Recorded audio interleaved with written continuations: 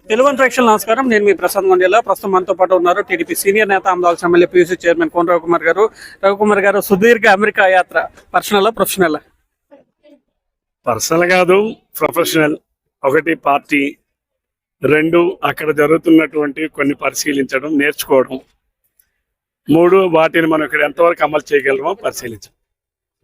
ఒకటి ఏంటంటే అక్కడ AAA ఆర్గనైజేషన్ అని చెప్పి మోత్కుపల్లి హరి ఈ the founder of the AAA organization. AAA అంటే ఆంధ్రప్రదేశ్ అమెరికన్ అసోసియేషన్. రాష్ట్రం విడిపోయిన తర్వాత తెలంగాణ వాళ్ళు ఒక అసోసియేషన్ పెట్టారు, మన ఆంధ్రప్రదేశ్కి లేదు. ఈయన ఆధ్వర్యంలో పెట్టారు. అది ఏర్పడి 3 సంవత్సరాలు అయింది. ద ఫస్ట్ కన్వెన్షన్, దానికి వాళ్ళు ఇన్వైట్ చేశారు. నేను వాళ్ళ ఇన్విటేషన్ మేరకు AAA కన్వెన్షన్కి అటెండ్ అయ్యాను. ఫిలడెల్ఫియాలో జరిగింది. ఆ కార్యక్రమం తర్వాత వేరే ప్రదేశాలకు వెళ్ళాం, యూనివర్సిటీస్ని చూశాను. గూగుల్ ఆఫీస్, బహుశా అమెరికాలో that is the biggest second one office, Google office. అక్కడ మన ఆంధ్రప్రదేశ్ వాళ్ళకి సంబంధించిన వాళ్ళు కూడా టాప్ కేటర్లో ఉన్నారు. వెళ్ళి కలవడం, అసలు ఏంటి అది కూడా తెలుసుకోవడం. అలానే మనం లైబ్రరీస్ చూశాను. అక్కడ లైబ్రరీస్ అన్ని కూడా కమ్యూనిటీ లైబ్రరీస్గా ఉన్నాయి, చాలా అడ్వాన్స్డ్ టెక్నాలజీతో ఉన్నాయి. అటువంటిది మనం ఇక్కడ కూడా నెలకొల్పాలనే ఆలోచన నాలో ఉంది గతంలో కూడా. అది ఈసారి అమలు చేయాలంటే ఎలా చేయాలి, ఏం చేయాలని కూడా ఒక ఐడియా వచ్చాను. తప్పనిసరిగా ఆ స్ఫూర్తితో నేను మా ఆంధ్రప్రదేశ్ నియోజకవర్గంలో కమ్యూనిటీ డిజిటల్ లైబ్రరీని అన్ని హంగులతో పూర్తి స్థాయిలో నెలకొల్పడానికి ఒక ఆలోచనకు వచ్చాను. దాన్ని కూడా చేస్తాను. ఎందుకంటే ఈ ఆంధ్రప్రదేశ్కి, శ్రీకాకుళం జిల్లాకి, ఆమదాల్స్కి పెట్టుబడులు ఏమైనా ఆహ్వానించారు? వాటికి అంటే అమెరికా మీరు ఒకసారి ఆలోచిస్తాండి, ఇన్ఫ్రాస్ట్రక్చర్ రంగంలో బహుశా వాళ్ళు టాప్. అంటే రోడ్ కానీ, రోడ్ కనెక్టివిటీస్ కానీ, అట్లానే ఫ్లైట్ కనెక్టివిటీస్ కానీ, ఎయిర్పోర్ట్ కనెక్టివిటీస్ కానీ, పోర్టుల కనెక్టివిటీ కానీ, దే ఆర్ టాప్. కానీ మ్యానుఫ్యాక్చరింగ్ రంగంలో అమెరికా చాలా వీక్. అమెరికాలో ఏంటంటే వాళ్ళ వనరులు వాళ్ళు ఉపయోగించుకోరు. అన్ని ఇతర దేశాల నుంచి వాళ్ళు కొనుగోలు చేస్తారు, అన్ని వాళ్ళు చేస్తారు. తర్వాత అక్కడ లేబర్ కష్టాలు ఎక్కువ. అందుకని పారిశ్రామికవేత్తలు అక్కడ ఎవరు పరిశ్రమలు పెట్టరు.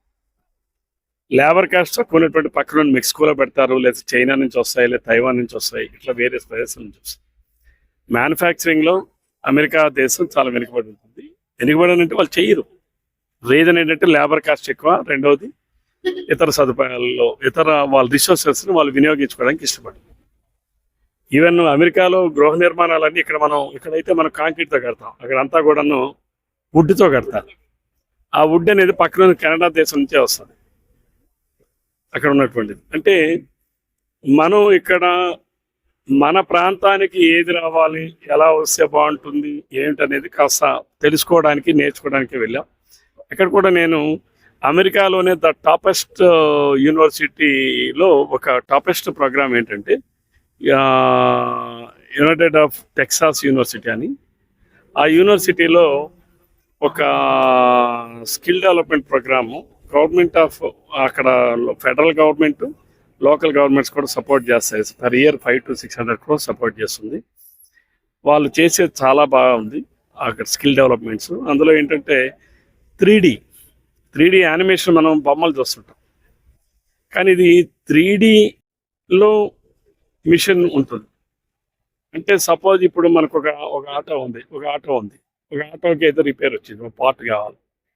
అది కావాలంటే ఎక్కడి నుంచో కొనాలి, లేకపోతే వాడు ఇచ్చేయాలి. లేదంటే వాడు ఎవడో లేత్ దగ్గరికి వెళ్ళి తయారు చేసి దాన్ని వెల్డింగ్ చేసి దాన్ని గ్రైండింగ్ చేసి అని చేస్తాం. ఈ 3D మిషన్లో ఏంటంటే ఆ మెటీరియల్, ఆ మెటల్ ఏదైతే మనం తీసుకెళ్ళి పెడితే అది పార్ట్ ఇచ్చేస్తుంది. అంటే ఎంత దానికి ఆ మిషన్ ఖరీదు కూడా నేను అడిగాను, 20-10 కోట్లు ఉంది. బట్ అటువంటివి రావాలి మన దేశంలో. ఎందుకంటే సింప్లిఫై కావాలి. ఇప్పుడు రైతు ఉన్నాడు, ట్రాక్టర్తో వ్యవసాయం చేయాలి, వాడికి రిపేర్ వస్తే మళ్ళీ అది భారం కాకూడదు.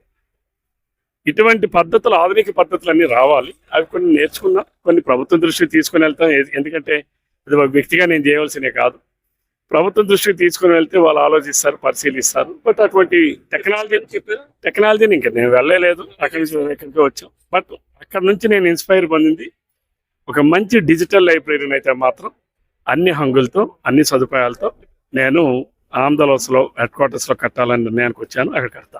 Back to politics. కూటమి దగ్గర అధికారం మాత్రమే ఉంది, జగన్ దగ్గర జనం ఉన్నారు. పేర్ని నాని ఓవాచ్. మాకు జగన్ దగ్గర జనం లేరు, జనం దగ్గర జగన్ లేడు. పేరు నానికి నా కౌంటర్ ఏంటంటే జనం దగ్గర జగన్ లేడు, వాళ్ళందరూ పెయిడ్ ఆర్టిస్టులు. మొన్న జగన్మోహన్ రెడ్డి హెలికాప్టర్ పర్యటన కోసం 3 కోట్లు ఖర్చు పెట్టాడు. ఎందుకు ఖర్చు పెట్టాడంటే ఒక 1000 మందికి డబ్బులు ఇచ్చి తీసుకురమ్మన్నాడు. ఏమండి 2000 మంది పోలీసులు అడ్డు పెట్టాం. ఎందుకు జరిగింది అంటే వీళ్ళే రెచ్చగొట్టి మీరు వెళ్ళిపోండి మన నాయకుడి మీదకి ఇక్కడ చేయండి, వీళ్ళే రెచ్చగొట్టి వీళ్ళే ముందు తర్ఫీదు ఇచ్చి వాళ్ళందరినీ డబ్బులు ఇచ్చి జనాన్ని తీసుకుని వెళ్ళారు. అంటే law and order creation. Because నేను చాలాసార్లు చెప్పాను, మళ్ళీ ఒకసారి మీ ద్వారా ప్రజలకు తెలియజేస్తాను. నేర ప్రవృత్తి కలిగినటువంటి మనస్తత్వం కలిగినటువంటి వ్యక్తి జగన్మోహన్ రెడ్డి. రాజకీయాలు ఇటువంటి వాడు ఉండడానికి అనర్హుడు. దౌర్భాగ్యం దురదృష్టం ఏంటంటే అంబేద్కర్ గారు రాసినటువంటి రాజ్యాంగం ఒక్కొక్కసారి ఇలాంటి వాళ్ళని కూడా తీసుకొస్తుంది. దాన్ని మనం ఏం చేయలేం. కానీ అది ప్రజలే విజ్ఞతతో ఆలోచన చేయాలి. నేర ప్రవృత్తి కలిగినటువంటి వ్యక్తి ఇప్పుడు ఈ గ్రామంలో దొంగతనాలు చేసిన వాడిని తీసుకెళ్ళి సర్పంచం చేస్తే వాడేం చేస్తాడు? జగన్మోహన్ రెడ్డి కూడా అంతే కదా. ఆర్థిక ఉగ్రవాదని కోన రవికుమార్ ఆ టైటిల్ ఇవ్వాలా, లేదా చంద్రబాబు నాయుడు గారు ఇవ్వాలా, పవన్ కళ్యాణ్ గారు ఇవ్వాలా? సాక్షాత్తు సుప్రీంకోర్టు చెప్పింది జగన్మోహన్ రెడ్డి లాంటి ఆర్థిక ఉగ్రవాదులు సమాజానికి చాలా చెడుది, నక్సలైట్ల కన్నా టెర్రరిస్టుల కన్నా ప్రమాదస్తులని చెప్పి మాట్లాడింది. సుప్రీంకోర్టు మాట్లాడింది. లక్షలాది కోట్లు దోచుకున్నారు. ఇప్పుడు నిన్న మధ్యలో కొన్ని వేల కోట్ల రోజులు దోచుకున్నారు. అన్ని వాస్తవాలన్నీ బయటకు వస్తాయి. ఏదో రోజు జగన్మోహన్ రెడ్డి లోపల పోవాలి. ఎందుకంటే ఇలాంటి వాళ్ళు సమాజంలో ఉండడానికి తిరగడానికి కూడా అనర్హుడు అసలు జగన్మోహన్ రెడ్డి. ఇంతవరకు గడికి వెళ్ళాడు? ఏదైనా ప్రజా సమస్య మీద మాట్లాడా? ఎవరో ఎక్కడో చనిపోతే హెలికాప్టర్లు వెళ్ళాడు. నేను అడుగుతా ఉన్నాను జగన్మోహన్ రెడ్డికి, పేరు నానికి, నీ ఎమ్మెల్సీఏ ఒక దళితుడిని మర్డర్ చేస్తే ఎందుకు మీరు పరామర్శకి జగన్మోహన్ రెడ్డి వెళ్ళలేదు? ఆ రోజు హెలికాప్టర్ లేదా? బాబాయిని మర్డర్ చేస్తే ఇది గుండెపోటు అని చెప్పినటువంటి వ్యక్తి జగన్మోహన్ రెడ్డి, ఆ పక్కన ఉన్న ఆయన తమ్ముళ్ళు, ఆ సోదరులు. ఇలాంటి వాళ్ళ ఏళ్ళ నుంచా మేము నేర్చుకోవాలి? ఇలాంటి వాళ్ళ నుంచి ఈ సమాజం ఏం నేర్చుకోవాలి? కాబట్టి ఒక క్రిమినల్ ఏదైతే మా లావు కృష్ణదేవరాయలు చెప్పారో, జగన్మోహన్ రెడ్డి ఇది నో డౌట్ ఎట్ ఆల్ ఇదే క్రిమినల్ అనేవాడు పాలిటిక్స్లోకి వచ్చాడు. పాలిటిక్స్ను కూడా, ప్రజాస్వామ్య వ్యవస్థను కూడా ఈరోజు పొల్యూట్ చేస్తున్నాడు. ఆయన క్రిమినలైజేషన్ చేస్తున్నాడు. వ్యవస్థల్ని నిర్వీర్యం చేసి వ్యవస్థల్ని కూడా క్రిమినలైజేషన్గా మారుస్తూ ఉన్నాడు. ఇది జగన్మోహన్ రెడ్డి చేసే పని. బట్ చట్టం తాబేలా నడుస్తుందేమో కానీ వారు వెనక ముందు చట్టం దాని పని చేస్తుంది. ఫైనల్ క్వశ్చన్ సార్, ఆమదవలసిన అభివృద్ధి చేస్తాను అని చెప్పి కోన రవికుమార్ తిరుగుతున్నారు. అమెరికా అక్కడే హడావిడి పడుతున్నారు. ఏదైతే మీరు తీసుకొచ్చిన ప్రాజెక్టును నేను ఎట్టి పరిస్థితుల్లో స్వాగతించను, మీ మామ తమ్మినేని వాక్యం. తమ్మినేని ప్రజలే స్వాగతించలేదు. ఆయన మాటలు ఎవరికి కావాలండి? ఆయన ఎవడు స్వాగతిస్తే ఎవడికి కావాలి, స్వాగతించకపోతే ఎవడికి కావాలి? ప్రజలు ఆయనకి స్వాగతించలేదు. ఇక అలాంటి వాడి మాటలు పట్టుకుని ఏం మాట్లాడమంటారు? పోలేండి.